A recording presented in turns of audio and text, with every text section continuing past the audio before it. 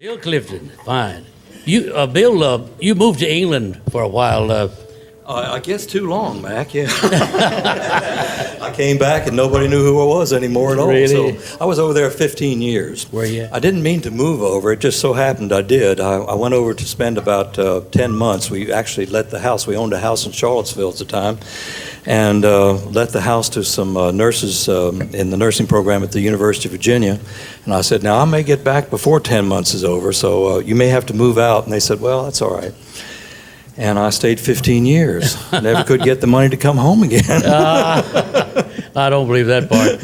But I spent a most enjoyable weekend at your place in England one time. Yeah, we had a good time. I was over there on tour, and Bill, you lived how far out of England? 60, 70 miles, something like that? Well, it wasn't that far out, London, actually. rather. No, it's probably about 40 miles out. Really? Yeah. Anyhow, I took the advantage of riding the train out there. I'd heard about the English trains and caught the train out to your place, and you met me there. Very interesting house you lived in. The house was made out of a ship that a seafaring man had dismantled, I believe, or part of it. Am I correct in that? I think, was I in a thatched roof house when you were there? I can't remember which house but I know the beams now. in my room had come out of the ship. Yeah. The old seafaring guy had dismantled and built part of this house with it. That's right, yes. Yeah. If I remember correctly. Yeah. I'm thinking, was Cyril Phillips with us that night when we went to the pub together? I don't know. You remember that? A retired farmer. Do you remember that? I believe so, yeah. Yeah. Cyril had lost his wife, and his daughters were all up and married and everything. And we went out to a little pub that he knew where he said you could do some singing. I'd never been to the pub myself. Yeah.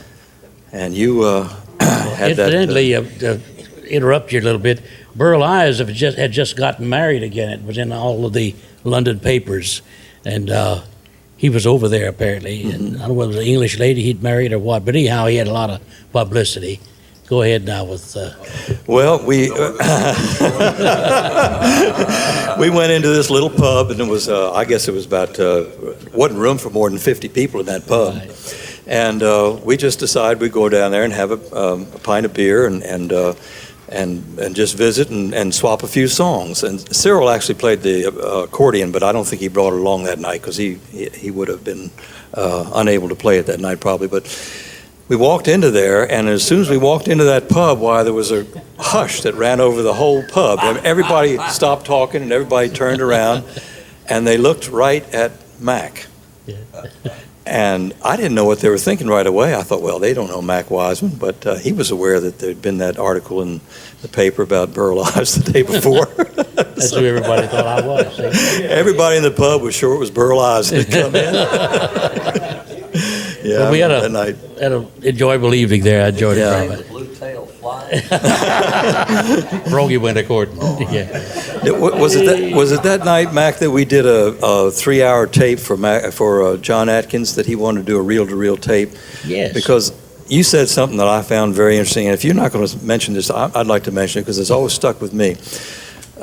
This friend of ours in England named John Atkins, who'd done a lot of writing for magazines and put together some various long play albums for RCA Victor of Carter Family, Jimmy Rogers, and various other people, Hank Snow. And he asked Mac some questions about coming into the music and starting your recording contract. And Mac said, well, Randy Wood? Yeah. Randy Wood approached me, and he said, little old Dot Records had just started up, and he said, Randy Wood approached me, and he said, would you record some songs for Dot Records? And quite frankly, said Mac, I didn't know who was doing who a favor. He said, I decided to go ahead with it. Yeah, there wasn't that many labels back then. Dot was one of the first independent labels that became successful. And I tried here now but I tried desperately, knowing that records made the difference whether you're going to be successful or not. Yeah. But I'd been turned down by every major, I guess, for some reason. But when Dot came along, as much as I wanted on record, I wasn't. Their biggest distributor was the back seat of their car, I think. But they went on to do quite well. That was a wonderful 13 years for me. Do you remember Blue Ridge Records? Oh, yeah. From North Wilkesboro, North Carolina. I had a conversation with Noah Adams one day, who was the owner of Blue Ridge. He and his daughter, Drusilla, ran the record company, and we were talking. I'd done a couple recordings for him, and Jim Eanes had just recorded Missing in Action. Or not just recorded, actually he'd recorded a year or two earlier than that. And I was talking to Noah Adams about it one day, who ran a little printing business out of his garage. And he said, well, I said, I understood that MGM Records came in here and offered to buy the Jim Eanes masters and also Blue Ridge label and so forth, and pay $50,000. Is that true? This is, mind you, 1950. $50,000 in 1950. It bought quite a bit of groceries. And he said, yeah, they came in here, and he said there was some smart-looking men, and they were in suits and ties, and they wanted me to come up to the hotel and have lunch with them.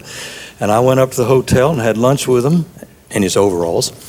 And he said, they offered me $50,000. They wanted to buy the label and the Jim Eanes Missing in Action. And I said, no. And I said, why did you say no? He said, well, I figured if it was worth that much to them, it must be worth more than that to me. And unfortunately, Blue Ridge made a mistake then. They could have gone on and done a lot more things. Yeah, should have taken it to run that time, shouldn't he? Oh, boy.